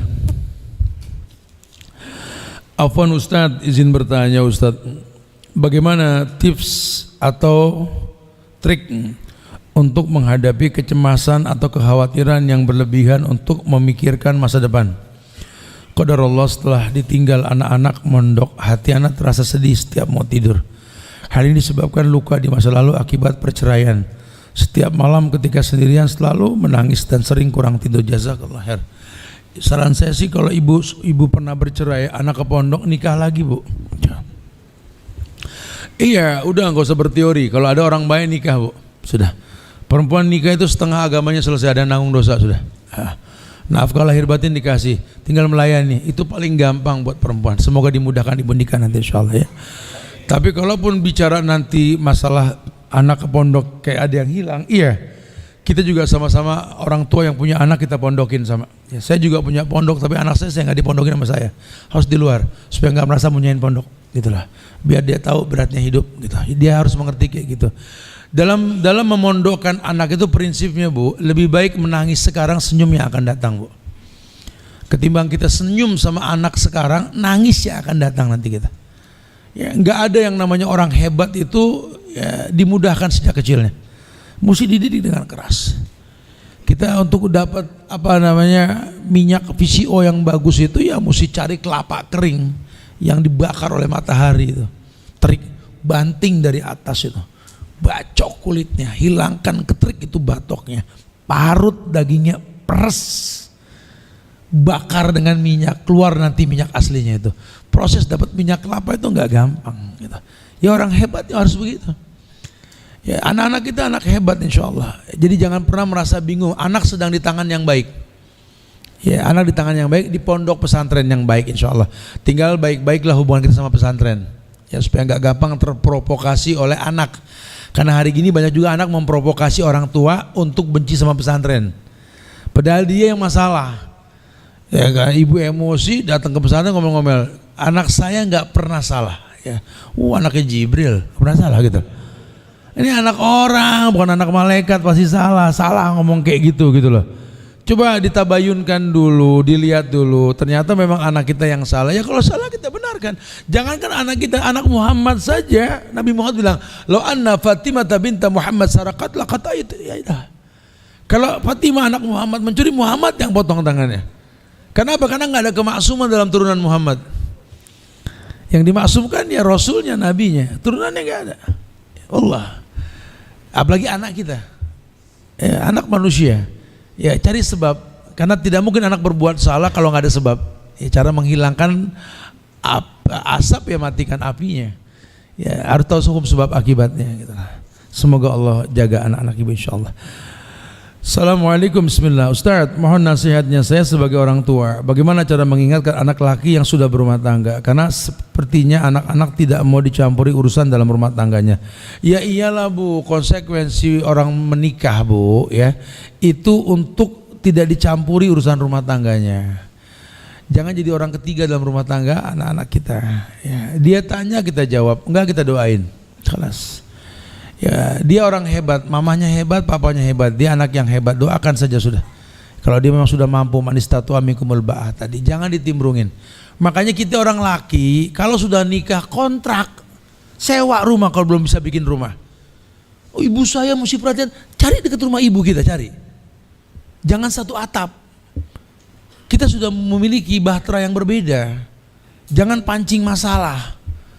Kamu anak laki yang disayang sama mama kamu, sama ibu kamu. Ketika ibu kamu melihat kamu nggak dilayani benar-benar oleh istri kamu, dia pasti cemburu, dia pasti kesel. Itu kan kembang keributan. Akhirnya itu yang banyak terjadi sekarang. Ya walaupun sudah bercadar, pakai hijab, sama mertua ribut. Apa artinya hijab yang dipakai kalau sudah begitu nantinya? Fitnah yang ditimbulkan, dan itu penyebabnya kita. Karena mencampurkan rumah tangga kita dengan orang tua kita. Dan akhirnya istri kita bersaing cinta dengan mertua perempuan. Ya nggak bakal pernah bisa menang. Wallah Pak, saya sering ulang-ulang kajian ini Pak. Saya bilang begini sama perempuan, kalian jangan jadi budaknya cinta. Kalau ingin dicintai sama suami kalian, cintai yang dia cintai. Lelaki itu dalam hidupnya ada 3 yang dia cintai. Tolong jaga itu. Yang pertama, ibunya.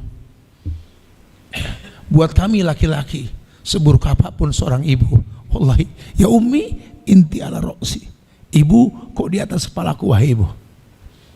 Jangan sakiti ibu seorang laki-laki. Ingat itu perempuan, sampai kapanpun jangan sakiti ibu seorang laki-laki. Tidak akan pernah dia bisa memberikan cinta ke orang yang menyakiti ibunya. Kalaupun dia sayang sama kamu, dia pura-pura, wallahi dia pura-pura. Yang kedua, orang laki itu mencintai anak perempuannya. Jangan pernah bentak anak gadis seorang laki-laki di hadapan dia. Bukan kamu gak boleh ngomel sama anak perempuan kamu, silakan, tapi jangan dekat depan bapaknya. Laki-laki itu cinta sama anak perempuannya.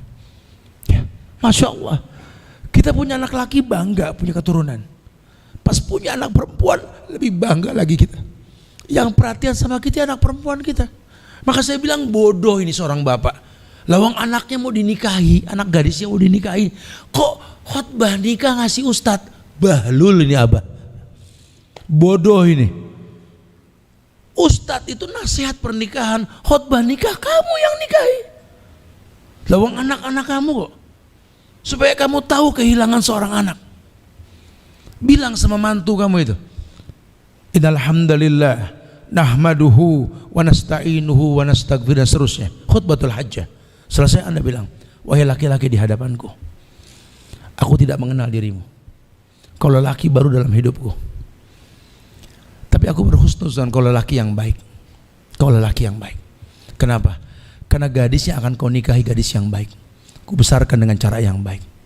Perempuan soleha buat laki-laki yang soleh. Aku berhusnuzon padamu. Tolong pegang itu. Wahai laki-laki di hadapanku. Sebentar lagi ijab kabul di antara kita.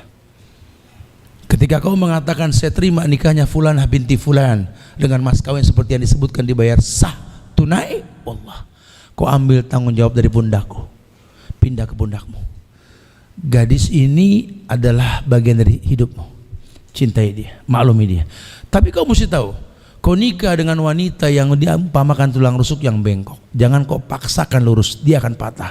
Perempuan diciptakan bukan buat dilurusin tapi buat dimaklumin. Ketika kau lelah memaklumi gadis ini, jangan kau sakiti dia. Balikin dia ke ayahnya. Ayahnya menyiapkan maklum selalu untuknya. Masya Allah. Berikan nafkah yang halal, jangan yang syubhat apalagi yang haram. Doa kami untukmu. Sini, saya nikahkan kamu. Laki-laki gitulah. Baru merasa. Subhanallah. Dan yang ketiga, tolong jaga rumah yang dia berikan padamu. Baik itu kontrakan, sewaan, atau dia bangunkan rumah. Jaga itu. Jangan mbak semua yang megang. Asisten rumah tangga itu membantu, bukan dibantu. Kalau anda sudah nggak bisa megang, tolong mbak bantu. Bukan bantu mbak, mbak bantu kamu. Ya, jangan sampai tadi pakaian dalam suami mbak yang nyuci. Buat apa nikah kalau gitu? Lakinya juga jangan balul, marah. Mau gak pakaian dalam kamu supir yang nyuci gitu loh? Malu kan? Ini gak main-main masalah kayak beginian. Kita pengen punya izah dalam rumah tangga kita gitu loh. Anak-anak kita juga jadi orang yang tegas. Kenapa? Dia punya ayah yang tegas. Allahu a'lam. Nah, jadi saran saya sih jangan ditimbrungin lah. Kecuali dia nanya. Kita laki-laki punya masalah, datang ke orang tua bukan buat ngadu, cuma buat minta di charge. Kayak baterai yang lagi low. Buat kita ibu itu charger yang paling hebat. Masya Allah. Makanya kalau laki-laki masih punya ibu, masih punya ayah, buka usaha yang banyak. Buka usaha, jangan takut rugi. Minta ridho mereka, Allah ridho sama kamu. Sukses kamu insya Allah. Rogiba anfu, rogiba anfu, rogiba anfu. Rugi, rugi, rugi kata Rasul. Laki-laki yang gak sukses dapat surga, punya orang tua rugi. Berbaktilah, secantik apapun istrimu, selucu apapun anak-anakmu, wallahi orang tua nomor satu. Orang tua nomor satu kuncinya itu. Ya, jadi ini nggak main-main masalah seperti ini. Karena bahtera rumah tangga kita, Pak. Rumah tangga itu diumpamakan bahtera, wallahi bahtera. Dan bahtera itu nggak mungkin berjalan tanpa gelombang. Nggak ada gelombang, baling-baling diputar supaya timbul gelombang. Prahara rumah tangga pasti kita hadapi, lelah kita. Lelah akan menanggung dosa istri kita, menjadi pemimpin dalam rumah tangga kita, memberikan nafkah lahir batin, kita yang bakal tanggung jawab. Allah lelah. Kita butuh ridho orang tua kita. Makanya perempuan jangan pernah melarang laki-laki dekat dengan ibunya. Ya, tapi laki-laki bukan bayi bangsor yang banyak ngadu tentang keburukan rumah tangga sama ibunya. Khalas, ibu izinkan anakmu meletakkan kepala di pundak sebentar saja. Sekali-kalilah, wahai ibu, izinkan anakmu tidur di pahamu, ibu. Balurlah aku dengan doa, ibu. Doakan aku. Mumpung masih ada. Kalau nggak ada kita menyesal nanti. Wallahu a'lam. Bagaimana jika perempuan sering keluar tetapi selalu bersama suami, sesekali tidak bersama suami jika perginya taklim? Ya khalas, suaminya ridho, nggak usah bingung, nggak apa-apa. Tapi tetap saya agak bingungnya begini. Dulu di zaman Khalifah Utsman, ya, Khalifah Utsman itu memerintahkan anaknya itu mematikan lilin. Kenapa ayah? Tadi bayangan ibumu kelihatan, tamu ngelihat.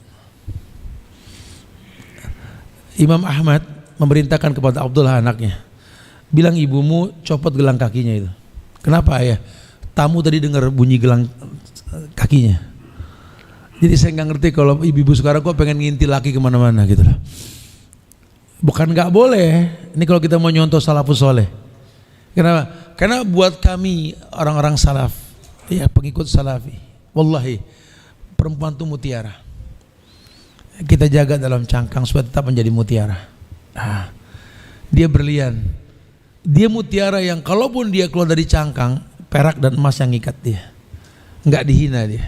Mutiara bukan plastik manik-manik. Perempuan itu berharga demi Allah, subhanallah. Assalamualaikum Ustaz. Idealnya anak soleh dididik oleh ayah ibu, tapi kalau ayahnya pasif cuek gimana Ustaz? Ibu madrasah Bu, udah Bu, jangan menjadi hakim buat kekurangan suami Bu. Ibu yang dibilang madrasah. Lelaki akan bangga melihat anaknya dididik dengan benar. Bukan saya bilang lelaki nggak boleh ngedidik ya, tapi agama bilang al-ummu madrasatul ula. Ibu tuh sekolah buat anaknya. Ya si ayah mudir, pemimpinnya, memfasilitasi sekolah. Ya jangan tuntut suami suruh ngedidik, ibu yang ngedidik dia. Makanya dapat ibumu, ayahmu. Kasih ibu sepanjang masa, kasih ayah sepanjang jalan. Ayah bekerja. Kalau ayah yang lelah sehingga nggak pandai mengolah kata, menyampaikan kebaikan sama anak, maklum. Makanya dia butuh baju yang memaklumi dia. Ibu baju buat dia. Ya udah, ayah kamu capek udah. Agak kasar ngomongnya nanti, mama yang ngomong sudah. Begitu bahasanya. Secara basically seorang laki-laki itu tagoful kata Nabi, belagak bodoh kalau di rumah. Kenapa? Karena memang dia orang yang lelah. Kalau ada anak ngadu, ayah, ibu gini, udah, kesian ibu kamu. Laki-laki begitu. Bukan ayah masalahnya ibu, udah jangan suka jadi hakim buat ibu. Maklumi dia capek masak buat kamu, nyuci apa semua. Udah maklumi, sudah. Laki-laki begitu. Tapi kenyataan sekarang tidak. Kalau anak ngadunya ke mama beda hal. Mama, ayah gini, kan baru tahu kan? Tuh. Mama 10 tahun sama dia. Gitu. Ya janganlah ya, kita saling mensupport lah ya, saling mensupport lah. Assalamualaikum Ustaz, saya ingin tanya, saya punya anak perempuan, kemudian anak saya sudah ada yang ingin ngajak ta'aruf dari laki-laki tersebut. Kami menilai sebagai orang tua sudah sesuai dengan syariat, tetapi anak kami belum bersedia. Kami sebagai orang tua harus bagaimana? Nasihatin tentang manfaatnya menikah. Cuma tetap jangan dipaksa, karena kan ini anak calon mantu ini baik buat kamu, belum tentu baik buat dia. Diajak dialog. Anak dia punya keinginan, bertemanlah dengan anak supaya kita tahu maunya dia apa. Kemudian nasihatin dan Islamkanlah yang dia inginkan. Dalam artian benarkan yang dia inginkan. Karena hari gini kan pola pikir anak ini kan tergantung apa yang dia lihat. Anda besarkan anak dengan handphone, yang dia lihat yang di sosial media. Akhirnya dia ngayal. Kalau Anda tawarkan orang yang berilmu, tuh ada orang baik tuh, pengen sama kamu tuh. Masya Allah, Qurannya banyak hafalannya, sholatnya Masya Allah, orangnya tinggi, hitam, bewok. Karena ini anak nontonnya film Korea mulu, betul kan gitu. Aku tuh pengennya ustadz penghafal Quran tapi putih kayak orang Korea gitu, mah keren mah, gak usah pakai jenggot tapi alim gitu loh ya. Hari gini kan muskilah. Ya jelaskan baik-baik ke tuh anak, nak gini, sampai dia mengerti, didik sejak dini. Ya, konsekuensi berumah tangga tuh, itu insya Allah kalau dididik dia akan bersedia nanti insya Allah. Assalamualaikum, saya bercadar dan memiliki usaha bersama suami, dan dengan usaha kami memulai menjadi konten kreator untuk umahat. Batasannya menjadi konten kreator seperti apa Ustaz?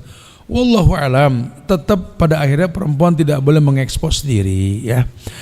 Rawannya dunia sosial media itu membuat perempuan yang bikin konten walaupun tujuannya untuk antar akhwat, tapi kan tetap nggak bisa dia menghindari mata laki-laki, betul?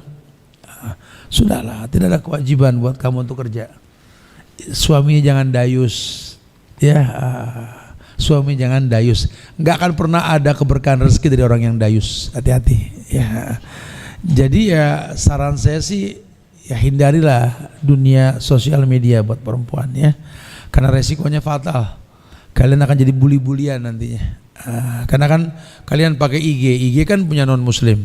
Kalian pakai apa? YouTube kan punya non muslim. Saya aja sekarang nih IG saya masih di ban sudah 3 bulan ini ya. Seenaknya saja memang Meta dan teman-temannya untuk mengkating, karena tadi suka ada cerutukan yang mungkin menyinggung atau apa, kita nggak tahu, tapi males.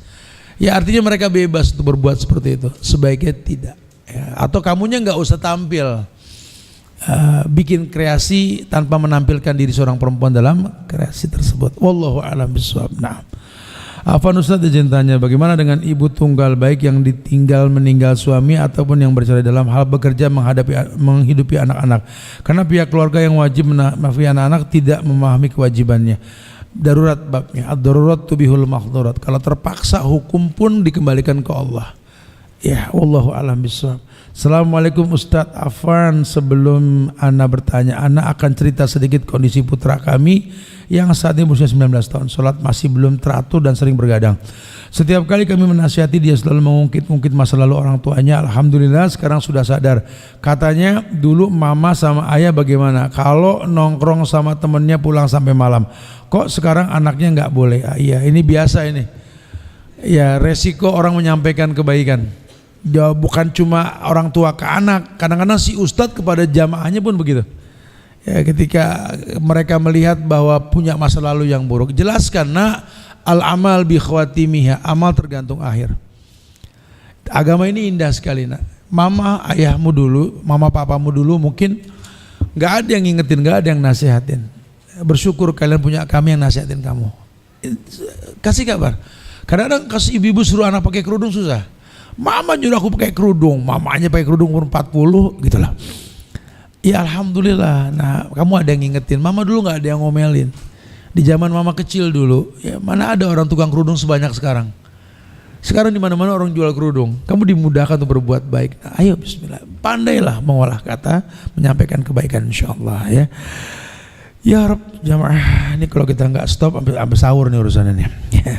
Semoga manfaat yang disampaikannya buat anak pribadi dan jamaah sekalian. Ya Allah, Ana minta maaf ya kalau ada kekurangan. Kesempurnaan hanya milik Allah. Tapi yang pasti memang belajar itu asik. Apalagi berkaitan tentang parenting seperti ini ya. Yang mudah-mudahan ini bisa menginspirasi kita untuk lebih mendalami syariat. Ya, ad-dinu yusrun, agama ini mudah. Agama ini mudah, mudah itu asik. Yasir wala tu'assiru, basir wala tunafiru. Permudah manusia, jangan dipersulit. Dan pandai-pandailah kita menjadi penyebab datangnya kebaikan yang banyak insyaallah ya. Wallahu a'lam bishawab. Semoga Allah berikan yang terbaik buat kita semua insyaallah. Ya, minta maaf kalau ada kekurangan. Sekali lagi kesempurnaan milik Allah. Jaga ukhuwah di antara kita dan janganlah untuk saling mendoakan, doakan diri kita, keluarga kita, doakan majelis ilmu kita nih Miftahul Jannah ya, dan doakan tempat yang memfasilitasi ini untuk menjadi tempat belajar, tentunya semoga Allah kasih berkah yang banyak di tempat ini insyaallah ya. Itu aja kali, wallahu a'lam bishawab. Kita dan yang terpenting lagi, doakan negeri kita tercinta Indonesia agar dijaga ukhuwah kebangsaannya ya, gak gampang terprovokasi oleh segelintir orang yang menginginkan kerusakan. Siapapun pemimpinnya, doakan semoga diberikan hidayah insyaallah. Kita tutup dengan kafaratul majlis. Subhanallah bihamdika asyhadu an la ilaha illa anta astaghfiruka wa atubu ilaik. Assalamualaikum warahmatullahi wabarakatuh. Waalaikumsalam warahmatullahi wabarakatuh.